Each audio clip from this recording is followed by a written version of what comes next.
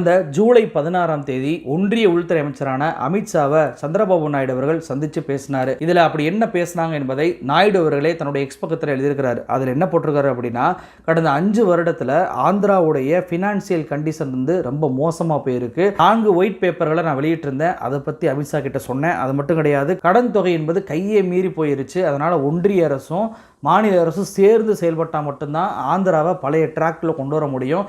2 பேரும் சேர்ந்து மக்களுடைய விருப்பத்தை நிறைவேற்றணும் அப்படின்னு சொல்லி தன்னுடைய எக்ஸ் பக்கத்தில் அமித்ஷாவுடைய சந்திப்பு குறித்து எழுதியிருந்தார் சந்திரபாபு நாயுடு. அமித்ஷாவோட சந்திரபாபு நாயுடு சந்திப்பது இது முதன்முறை கிடையாது. கடந்த 10 நாட்களில் மட்டும் 2 முறை சந்திரபாபு நாயுடு டெல்லிக்கு போயிருக்கிறார். இந்த 2 சந்திப்புக்கும் இருக்கக்கூடிய ஒரே காரணம், தங்களுடைய மாநிலத்துக்கு அதிகமான நிதியை இந்த பட்ஜெட், அதாவது ஜூலை 22ஆம் தேதி முதல் ஆரம்பிக்க போற இந்த பட்ஜெட்ல நிறைய அம்சங்களை எங்க மாநிலத்துக்கு நீங்க அறிவிக்க வேண்டும் என்பதுதான் சந்திரபாபு நாயுடைய கோரிக்கையா இருக்கு. முதல் சந்திப்பை விட 2வது சந்திப்பு என்பது மிக முக்கியத்துவம் வாய்ந்த சந்திப்பாக கருதப்படுது. ஏன்னா முதன்முறை சந்திரபாபு நாயுடு சந்திக்கும் போது அவர் மட்டுமே போய் தான் சந்திச்சாரு. ஆனா இந்த முறை தன்னுடைய சக அமைச்சர்களையும் ஒன்றிய அமைச்சர்களையுமே அழைத்து கொண்டு போய் சந்திச்சுக்கிறாரு சந்திரபாபு நாயுடு. இந்த முறை பார்த்தீங்க அப்படின்னா, நாயுடுவோட சேர்ந்து நிதியமைச்சராக இருக்கக்கூடிய கேசவ், ஒன்றிய அமைச்சர் அதாவது டிடிபியோட ஒன்றிய அமைச்சராக இருக்கக்கூடிய ராம்மோகன் நாயுடு, அதே போல் ஆந்திராவுடைய கம்யூனிகேஷன் அமைச்சராக இருக்கக்கூடிய சந்திரசேகர், அதே போல் ஆந்திரா மாநிலத்துடைய தலைவராக இருக்கக்கூடிய கிருஷ்ணா தேவராயலு, இவர்கள் அனைவருமே சந்திரபாபு நாயுடோட சேர்ந்து போய் அமித்ஷாவை சந்தித்து பேசியிருக்கிறாங்க. இந்த சந்திப்பில் அமித்ஷா கிட்ட ஒரு பங்கு பிரித்து கேட்டார் நாயுடுன்னு சொன்னல, அது என்ன தெரியுமா? அதாவது ஆந்திராவை பொறுத்த வரைக்கும் 2ஆக பிரிச்சுட்டாங்க. இப்படி 2ஆக பிரித்ததுனால பல்வேறு சொத்துக்கள், அதாவது தலைநகராக ஹைதராபாத் இருக்குது, அதில் பல்வேறு சொத்துக்களை பிரிக்க வேண்டிய சூழ்நிலை இருக்குது. இதற்காகவே பார்த்தீங்கன்னா 2 வாரத்துக்கு முன்னாடியே சந்திரபாபு நாயுடும் ரேவந்த் ரெட்டி, தெலுங்கானாவுடைய முதலமைச்சராக இருக்கக்கூடிய ரேவந்த் ரெட்டி இருவரும் சந்தித்து பேசினாங்க. ஆனால் இவர்கள் இருவரும் சந்தித்து பேசுவது என்பது ஒரு முன்னோட்டம் தானே தவிர இதில் தீர்க்கமாக முடிவெடுக்க வேண்டிய கடமை என்பது ஒன்றிய உள்துறை அமைச்சத்துக்கு தான் இருக்குது. அதன் அடிப்படையில் தான் எங்களுக்கு உரிய பங்கை நீங்கள் பிரித்து கொடுங்க அப்படின்னு சொல்லி ஒன்றிய உள்துறை அமைச்சரான அமித்ஷாவை சந்தித்து பேசியிருக்கிறாரு சந்திரபாபு நாயுடு. ஆனால் பாஜகவை பொறுத்த வரைக்கும் 10 ஆண்டுகள் ஆயிடுச்சு அவங்க ஆட்சிக்கு வந்து. இந்த 10 ஆண்டுகளில் ஆந்திராவுக்கு கிடைக்க வேண்டிய, அதாவது 2014 இருந்து 2024 வரைக்கும், 2014 சந்திரபாபு தான் முதலமைச்சராக இருந்தார், அப்போவும் இந்த பங்குகளை பிரித்து தரல. 2019 ஜெகன்மோகன் ரெட்டி தான் முதலமைச்சராக இருந்தார், அப்போதும் இந்த பங்குகளை பிரித்து தரவே இல்லை. அப்போ கடந்த 10 ஆண்டுகளாக பிரித்து தராத பங்கை இப்போ நீங்கள் கண்டிப்பாக பிரித்து தந்தே ஆகணும் அப்படின்னு சொல்லி ஒரு மிகப்பெரிய டிமாண்டை உள்துறை அமைச்சரான அமித்ஷா அவர்களுக்கு சொல்லியிருக்கிறாரு நாயுடு. அது மட்டுமல்ல, இந்த பட்ஜெட்டில் ஆந்திராவுக்கு பெட்ரோ கெமிக்கல் ஹப்பும் ஆயில் சுத்திகரிப்பு நிலையங்களும் வேணும் அப்படின்னு சொல்லி கேட்டிருக்கிறாரு. சரி, இப்படியான கோரிக்கைகளை சந்திரபாபு நாயுடு தொடர்ச்சியாக 4 முறை டெல்லிக்கு போய் வச்சும் கூட பாஜக இவர் எப்படி நடத்துறாங்க?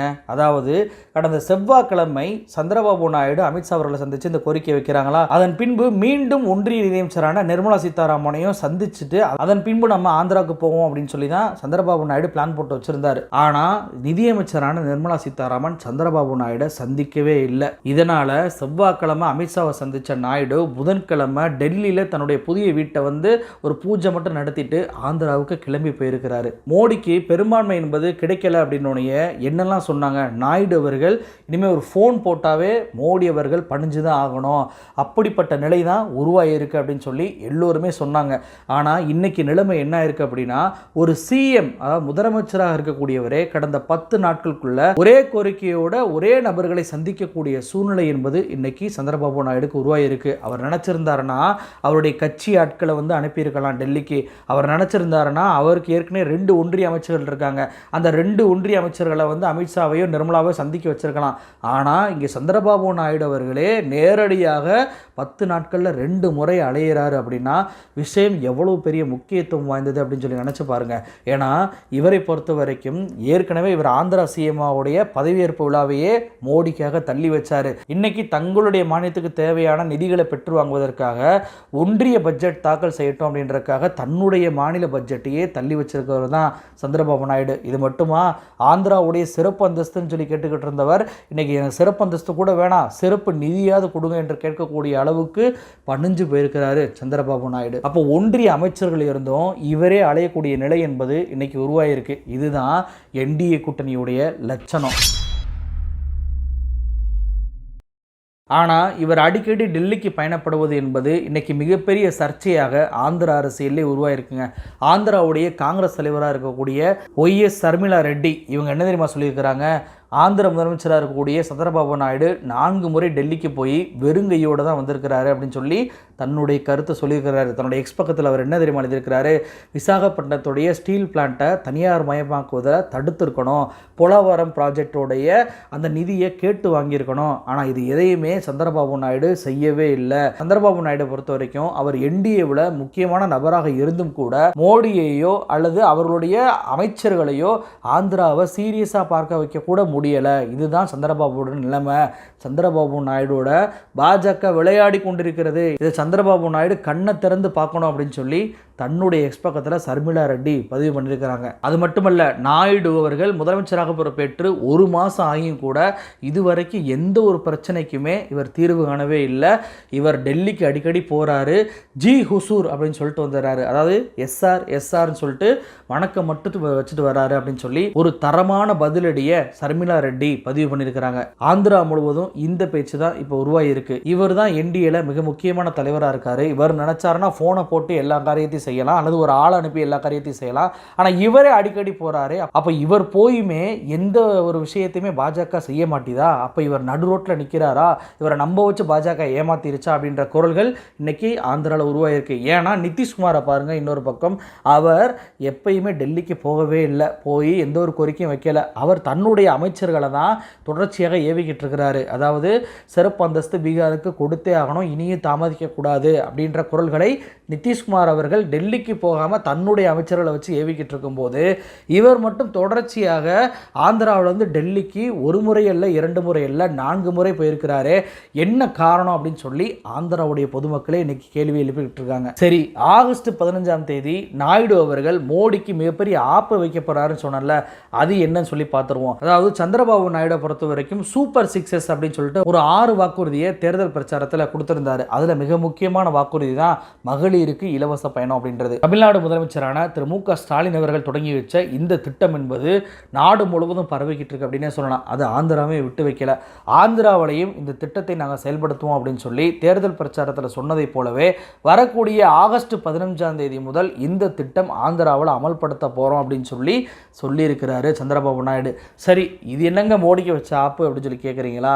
அதில் தான் ஒரு ட்விஸ்ட் இருக்குது. நமக்கெல்லாம் தெரியும், தேர்தல் பிரச்சாரத்தின் போது நிறைய மீடியாக்களுக்கு மோடி பேட்டி கொடுத்தாரு. அதில் ஒரு மீடியாவில் என்ன தெரியுமா சொன்னார், अब देखिए क्या होता है, आप एक शहर में मेट्रो बनाते हैं और उसी शहर में चुनाव जीतने के लिए कहते हैं कि हम महिलाओं को बस में फ्री ले जाएंगे।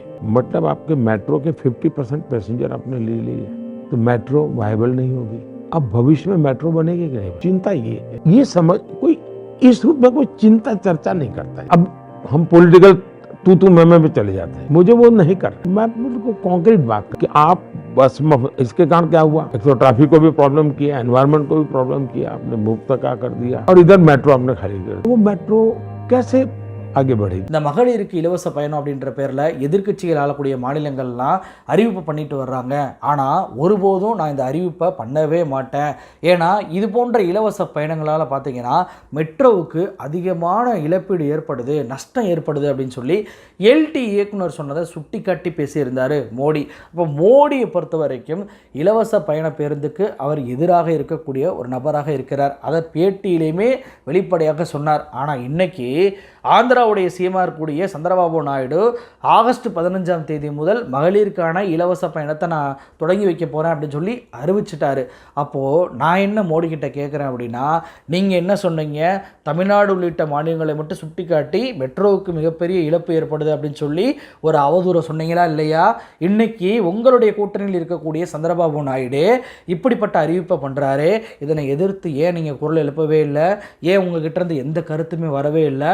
நான் இதுக்குன்னா பணம் கொடுக்க மாட்டேன், சிறப்பு நிதி நீங்கள் கேட்பதை தரமாட்டேன்னு சொல்லிட்டு வெளிப்படையாக நீங்கள் அறிவிக்கலாமே, ஏன் அறிவிக்கலை? அப்போது தெலுங்கானா தேர்தல் பிரச்சாரத்தில் ராகுல் காந்தி அம்பானிக்கிட்டேயும் அதானிக்கிட்டேயும் பணம் வாங்கிட்டாரு, அதுலேருந்து தான் இவர் அவங்கள பற்றி பேசுவதே நிறுத்திட்டாரு, டெம்போவாக பணம் போச்சுன்னு சொன்னீங்களே, அப்படியான குற்றச்சாட்டை வச்சுட்டு வெக்கமே இல்லாமல் அதே அதானியோட கல்யாணத்தில் போய் நீங்கள் கலந்துட்டீங்களே, அதே மாதிரி சந்திரபாபு நாயுடு விஷயத்திலையும் செய்ய போகிறீங்களா?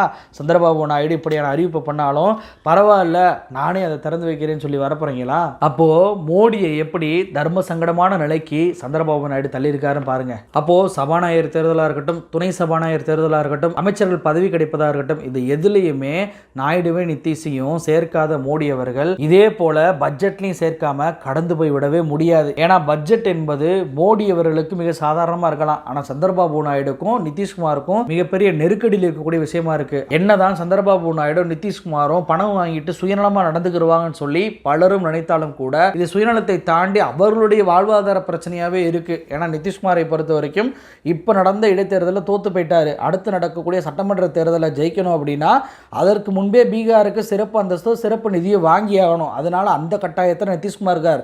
தன்னுடைய சிஎம் பதவி இருக்க தான் அவர் நினைப்பாரு. மோடி பிஎம்ல இருந்தா என்ன இல்லாட்டி என்னன்னு சொல்லி தான் அவருடைய பார்வையா இருக்கும். அதே பார்வை தான் சந்திரபாபு நாயுடுக்கும். நான் ஏற்கனவே சொன்னேன், நிதிஷ்குமார் கூட இவ்வளவு நெருக்கடியிலையும் அவர் போய் டெல்லிக்கு போகவே இல்லை. அவருடைய ஆட்களை வச்சு தான் ஏவிக்கிட்டு இருக்கிறாரு. ஆனால் நாயுடு அவர்கள் 10 நாட்கள்லேயே 2 முறை அதே பட்ஜெட்டை காரணம் காட்டி அதே நிதியை கேட்டு போயிருக்கிறார். அப்படின்னா அப்போ நாயுடு அவர்களுக்கு எப்படிப்பட்ட நெருக்கடி என்பது இருக்குன்னு பாருங்க. அதாவது மோடி அவர்களுடைய பட்ஜெட்டுக்காகவே தன்னுடைய பட்ஜெட்டை தள்ளி வைக்கிறார் அப்படின்னா அவர்கிட்ட சுத்தமாக பணமே இல்லைன்னு அர்த்தம். பணம் இருந்தால் தான் அவருடைய சூப்பர் 6 வாக்குறுதிகளை நிறைவேற்ற முடியும். குறிப்பாக இந்த இலவச மகளிர் பேருந்து திட்டம் சொன்னார்ல, அதுக்கு மட்டும் 2000 கோடி ரூபாய் ஆண்டுக்கு வேணும். அப்போ 2000 கோடி ரூபாயை சந்திரபாபு நாயுடு எங்கேருந்து திரட்டுவார்? மோடி அவர்கள் சிறப்பு நிதியை கொடுத்தாதான் அதிலிருந்து கொஞ்சம் இதில் மடைமாற்றி இது போன்ற திட்டங்களுக்கு எல்லாம் ஆந்திராவால் செலவு செய்ய முடியும். அப்போ சிலர் கேட்கலாம், ஆந்திராவுக்கு ஏற்கனவே வருமானம் வருது இல்லைங்க, அதிலிருந்து செலவு பண்ணிட்டு போயிடலாம்லன்னு சொல்லி கேட்கலாம். 2024 பட்ஜெட்டில் ஆந்திராவுடைய வருமானமாக எவ்வளோ தெரியுமா சொல்லியிருக்கிறாங்க? 2,05,352 கோடி ரூபாய். ஆனால் செலவு என்பது பார்த்தீங்க அப்படின்னா 2,30,110 கோடி ரூபாய். கிட்டத்தட்ட வருமானத்தை விட செலவு என்பது 25,000 கோடி என்பது அதிகமாக இருக்குது. அப்போ இன்னும் கூடுதலாக 2,000 கோடி வேணும். அது போக கேஸ் சிலிண்டர்கள் 3 கொடுக்கணும். அது போக ஆண்டுக்கு விவசாயிகளுக்கு 20,000 ரூபாய் பணம் போட்டாகணும். அது போக படிக்கக்கூடிய பள்ளி மாணவர்களுக்கு ஆண்டுக்கு 15,000 ரூபாய் பணம் போட்டாகணும். இப்படி பல்வேறு திட்டங்களை நாயுடு அவர்கள் அறிவிச்சிருக்கிறதுனால அவருக்கு ரொம்பவுமே முக்கியமானது இந்த பட்ஜெட். எந்த அளவுக்கு முக்கியமானது அப்படின்னா, தனக்கு அமைச்சர்கள் பதவி வேணுமா? அதுவும் வேணாம். தனக்கு துணை சபாநாயகர் பதவி வேணுமா? அதுவும் வேணாம்.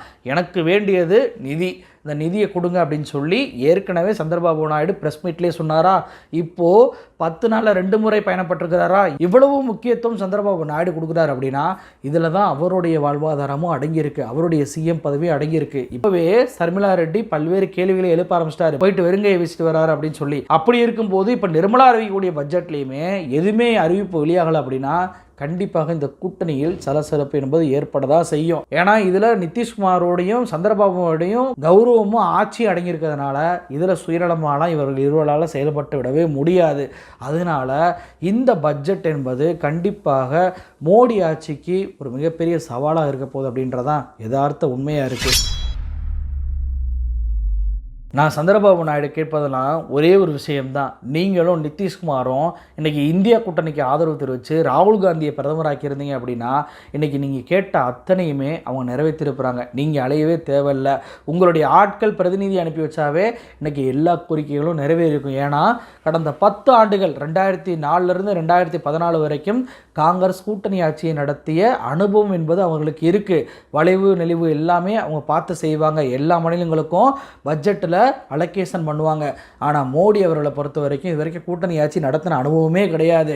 அவர் பட்ஜெட்டை பொறுத்த வரைக்கும் தான் செய்கிறது மட்டும்தான் அதில் இருக்குன்னு நினைப்பாரே தவிர உங்களை போன்ற நபர்கள் கோரிக்கை வைப்பதாலோ அதற்கெல்லாம் மடங்கி போகிற ஆளே கிடையாது. அதனால் இந்த பட்ஜெட்டில் உங்களுக்கு உரிய காரியங்களை மோடி அவர்களோ ஒன்றிய அரசோ செய்யவில்லை என்றால் நீங்கள் ஒன்றிய அரசில் பங்கெடுப்பது என்பது ஆந்திரா மக்களுக்கும் பீகார் மக்களுக்கும் செய்யக்கூடிய துரோகமாக தான் இருக்கும். நன்றி.